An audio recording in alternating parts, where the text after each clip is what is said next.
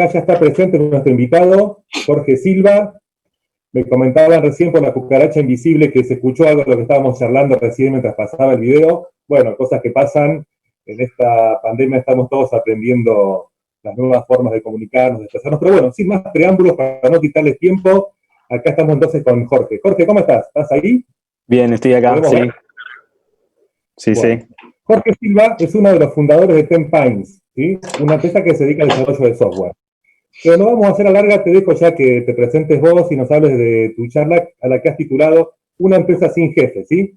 Título sugestivo. ¿Qué te escuchamos? Controversial. Bueno, voy mientras compartiendo pantalla. No sé si se ve ahí, ¿sí? Sí, perfecto. Perfecto. Bueno, no muy largo, soy ingeniero de la UTN. Llevo más unos 15 años desarrollando software. Me gustó la parte de programación y desarrollar. Empecé mis primeros pasos con Smalltalk y bueno, después muy orientado en la parte de programación orientada a objetos.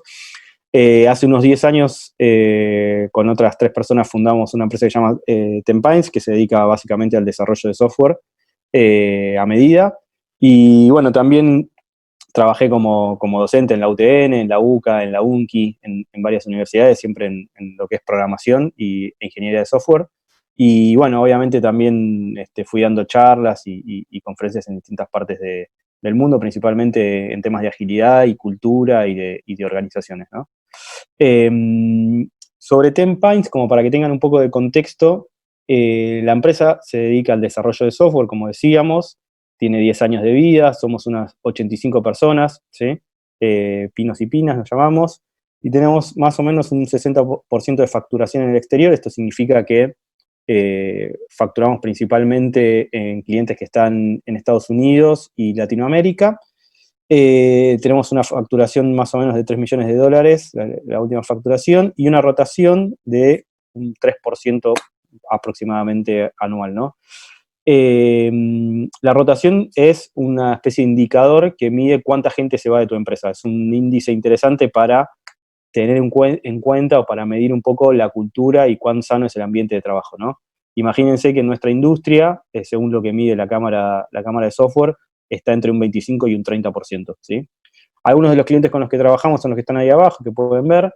¿Y por qué es interesante esto? ¿Por qué es interesante el caso? ¿Por qué estamos hablando acá? Es porque lo que vamos a charlar un poco es de cómo funciona una cultura en la cual no existen jefes, ¿sí? Y quizás suena medio utópico, medio romántico, pero vamos a ver un poco cómo se implementa eso y cómo se trabaja eso.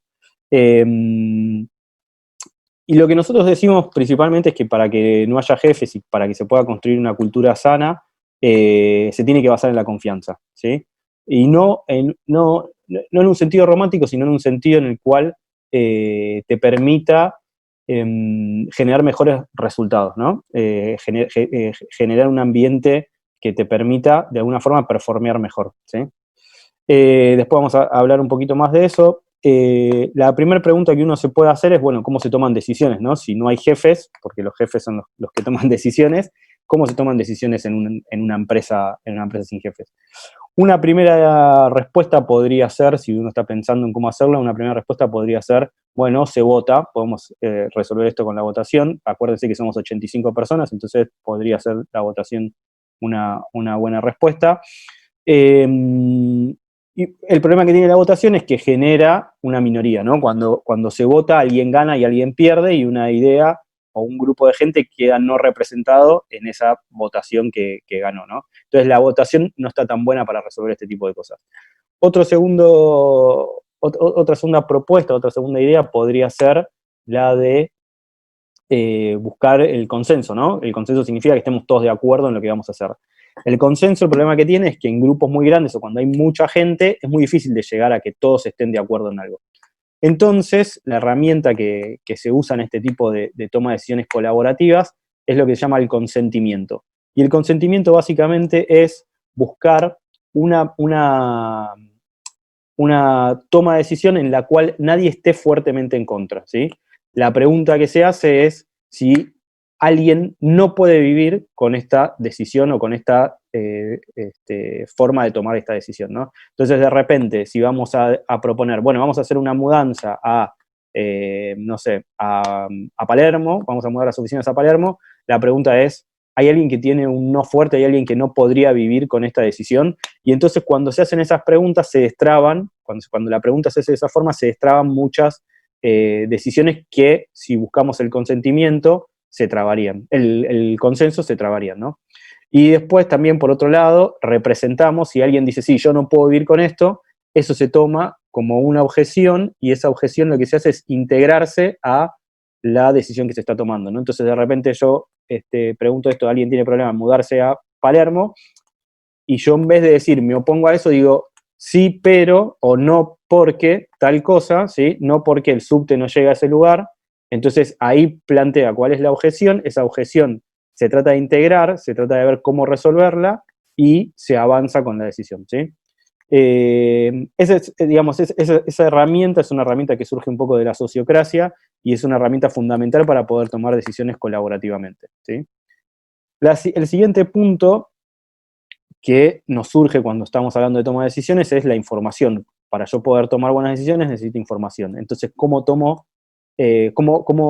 se maneja el tema de la información? Bueno, existe lo que se llama en teoría de management, open book management, o política o administración de números abiertos, y un poco eso es lo que tenemos nosotros, ¿no? Tenemos una política de números abiertos donde todas las personas conocen la información y los números de la empresa, cuánto se gasta en máquinas, cuánto se gasta en comida, cuánto se gasta en alquiler, cuánta plata entra por proyecto, cuáles son los márgenes de los proyectos, cuáles son los márgenes de la empresa, e incluso cuáles son los salarios de todas las personas, ¿sí? Entonces, con toda esa información, o sea, yo para poder tomar buenas decisiones necesito tener información, y toda esa información se comparte, y colaborativamente se van tomando decisiones, ¿no? Y un poco contrario a lo que uno imaginaría como una especie de reacción, que si uno tiene los salarios abiertos, todas las personas van a salir corriendo a pedir aumento de sueldo. Contrario a lo que uno piensa, nosotros hemos tenido algunas situaciones en las cuales gente ha rechazado un aumento de sueldo porque, al tener estos números abiertos, se genera una especie de presión de pares sana, que hace que, si yo no me siento cómodo con el sueldo que me están proponiendo, prefiero esperar hasta que me sienta cómodo, ¿no? Y entonces empiezan a generar unas dinámicas que uno nunca imaginaría que se generan, y que son muy interesantes para tener un ambiente más sano, y un ambiente de apertura, y un ambiente en el cual, si hay algo que no te molesta, lo puedas plantear y lo puedas poner sobre la mesa, ¿sí? Cerrando un poco el triángulo o el caminito de tomar decisiones por consentimiento. Para tomar decisiones necesito información, y si tomé buenas decisiones, lo que sería lógico es que yo pueda tener un impacto positivo sobre eso, ¿no? Y entonces acá surge el tema de la repartición de ganancias. Nosotros tenemos una política de repartir el 50% de las ganancias cuando termina el ejercicio, digamos, cuando termina el año de la empresa, que se llama el año fiscal. Cuando termina ese año, lo que se hace, se ve cuánta plata gana la empresa, y el 50% de esas ganancias se reparten entre todas las personas que estuvieron trabajando en la empresa, ¿no? Para hacer esto, lo que nosotros tenemos es una especie de fórmula, una especie de fórmula con distintos pesos, que lo que trata de hacer es repartir la plata, repartir las ganancias de forma justa, ¿sí? Que no es lo mismo igualitaria, ¿sí? Y acá hacemos una salvedad importante, porque lo que nosotros tratamos de hacer es buscar justicia en la forma de repartir la plata, y no de forma igualitaria, ¿no? Que quizás uno puede confundir esos dos términos.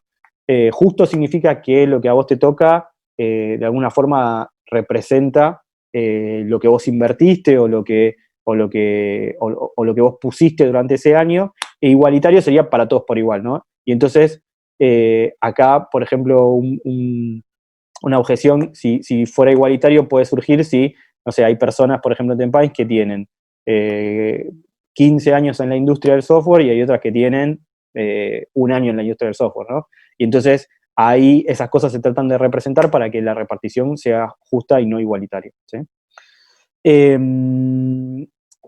Entonces, un poco, ¿por qué hacemos todo esto, ¿no? Que era un poquito lo que hablaba al principio, y lo que me interesa también dejarles es,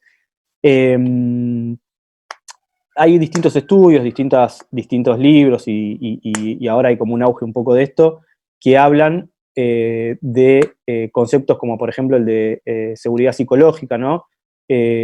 Donde lo que se manifiesta un poco es una correlación, ¿sí?, entre lo que es salud organizacional y performance empresarial. ¿Qué significa correlación? Significa que a medida que aumento una cosa, aumenta también la otra, ¿no? Entonces, ¿y qué significa correlación entre salud organizacional y performance empresarial? Significa que cuanto mayor salud organizacional tengo, ¿sí?, mayor performance tengo, ¿sí? Y entonces esto para mí es importante porque algunas veces eh, esto se ve como algo romántico, como bueno, y entonces cuando uno ve estas cosas románticas como que las anula, ¿no? Y entonces a mí siempre me gusta mostrar esto, porque más allá de que nosotros tenemos un convencimiento de por qué hacer esto, y es un convencimiento quizás más filosófico, también hay una contracara que tiene que ver con hacer las cosas de una mejor forma, ¿sí? Entonces, si yo quiero tener un equipo con mejor performance, que se le habilite el aprendizaje organizacional, o que las personas estén más dispuestas a hablar en público, que la rotación baje, distintos indicadores. Bueno, quizás una buena solución es pensar en la salud organizacional o en la seguridad psicológica de la gente, ¿no? ¿Qué más les iba a decir? Bueno, imagino que ahora, digamos, deben de tener infinitas preguntas, deben de tener muchas preguntas. Esto es abrumador, ¿no? A veces pensar, quizás acá hay mucha gente que está trabajando y como que piensa, no, bueno, hacer esto es imposible, hacer esto no se puede, en mi trabajo no se puede, o esto es, no sé, para otros ambientes.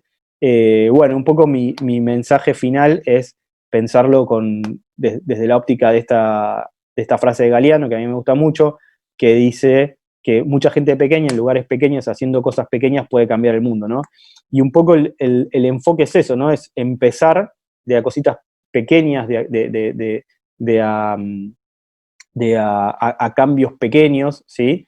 Y si de repente vas empezando a hacer cada vez un cambio, otro cambio, más empiezan a hacer más cambios, eso va a generar una reacción en cadena que eventualmente va a cambiar el mundo, ¿no? Entonces, el mensaje sería, no se desesperen, busquen cosas chiquitas para poder hacer, para poder mejorar el ambiente en el que trabajan, y eventualmente, si ustedes tienen una disciplina y una dinámica, pueden llegar realmente a poder impactar el mundo, ¿no?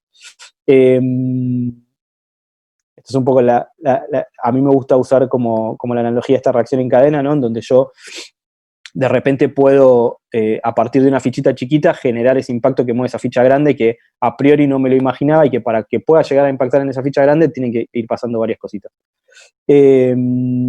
No, yo Jorge, terminé. nos están haciendo acá algunas preguntas. ¿Sí? Me Mientras sigas gustaría, hablando. sí, me gustaría, esto genera muchas preguntas.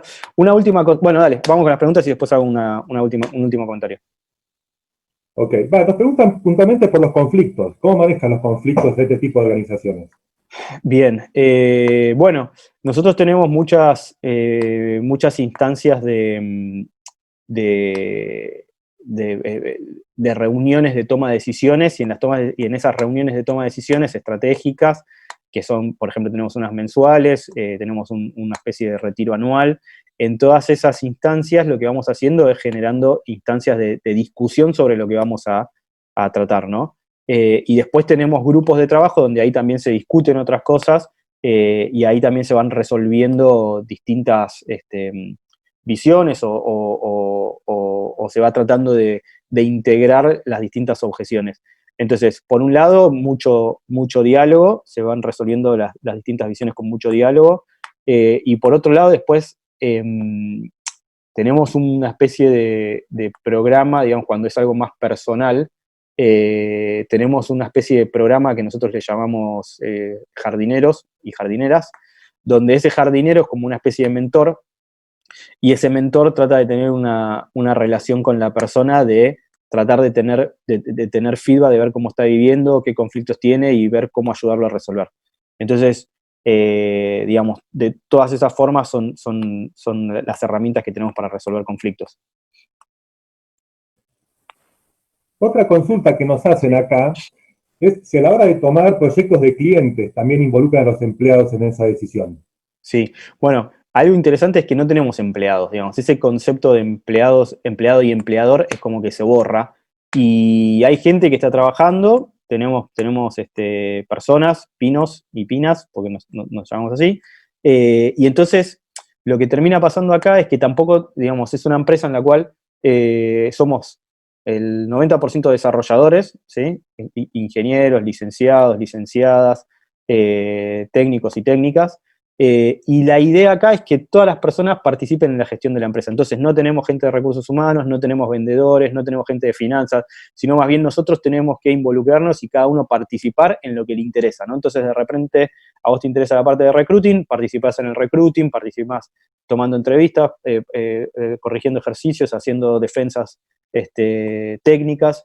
Y por otro lado, cuando tiene que ver con la parte de la venta, la parte de los proyectos, nosotros somos muy estrictos y muy rígidos en tomar proyectos que haya gente dispuesta a trabajar en ellos.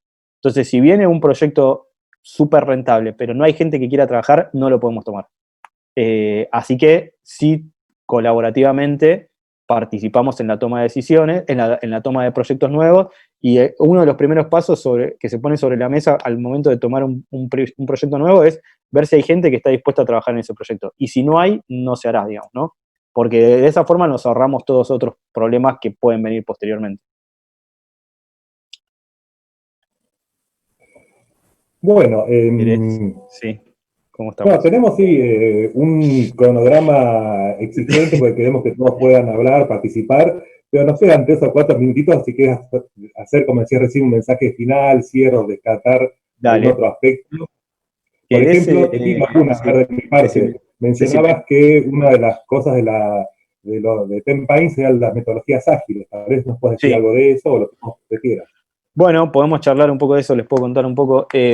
Sí, nosotros, bueno, en particular los fundadores y que iniciamos Tempines veníamos del mundo de la agilidad, muy convencidos, con mucha visión de que ese era el camino, ¿no? Participando desde los primeros congresos de agilidad en Latinoamérica. Yo he dado charlas en el Agile de Estados Unidos, digamos, muy activos en la comunidad ágil. Y entonces, para mí, un poco lo que pasa con esta empresa y lo que pasa en general es que en general pasa que la parte operativa, la parte de los proyectos, cuando uno está trabajando en el proyecto, capaz trabajan con agilidad, trabajan con Scrum, Kanban, bla, pero después al momento de gestionar la empresa, es una empresa que tiene incluso los valores opuestos de la agilidad, ¿no? El tema de personas por sobre procesos, de relación a largo plazo por sobre negociación contractual, ¿no? Y entonces cuando empieza a pasar eso, que la parte operativa funciona de una forma y la parte de gestión funciona de otra, hay un mismatch, hay un conflicto de intereses, y entonces de repente yo en el proyecto puedo decidir o debería decidir X cosas, pero después cuando salgo a la organización ya no tengo esa libertad o no tengo ese empowerment o no estoy alineado con esos valores, ¿no? Con el valor de la transparencia o de la visibilidad. Entonces lo que veíamos era que había un conflicto en la mayoría de las organizaciones que nosotros habíamos trabajado, que habíamos visto, que no permitía que vos pudieras tener una agilidad full, ¿no? Como de punta a punta. Entonces, lo que nosotros entendimos un poco es como llevar los valores de la agilidad, las prácticas y las ideas de la agilidad también, no solo a la parte operativa, sino también a la parte de la gestión, ¿no?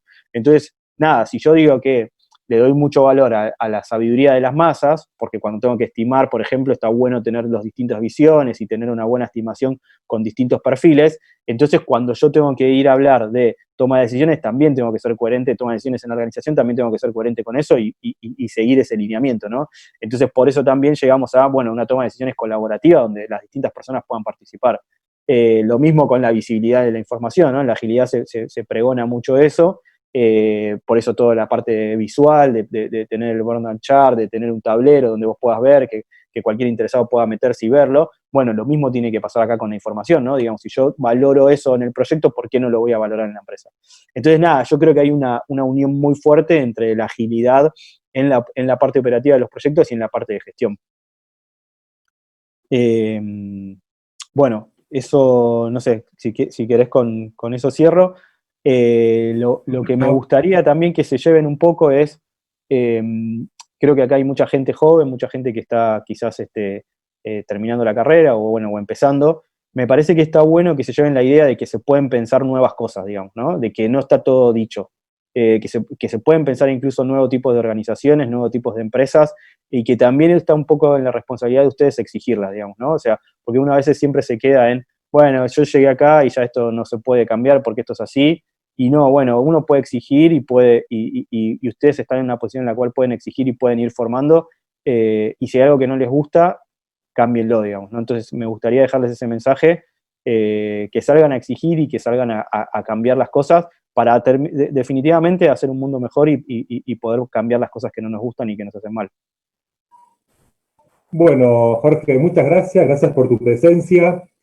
Aprovecho a comentar también que el año pasado lo habíamos invitado a Jorge y anunció, después no pudo estar presente, así que este año sí, está aquí con Sí. nosotros, así que nuevamente gracias. Y Gracias por la esperamos contar invitación con... y Lucas por tenerme presente y nada, yo hace rato quería venir, así que bueno, un placer venir. Si quieren, Bueno, ahí gracias. en YouTube les dejo mi Twitter, si quieren ahí, y si tienen más preguntas, creo que hay muchas más preguntas, me pueden preguntar por Twitter o bueno, por lo menos ahí nos podemos poner en contacto y me hablan por ahí.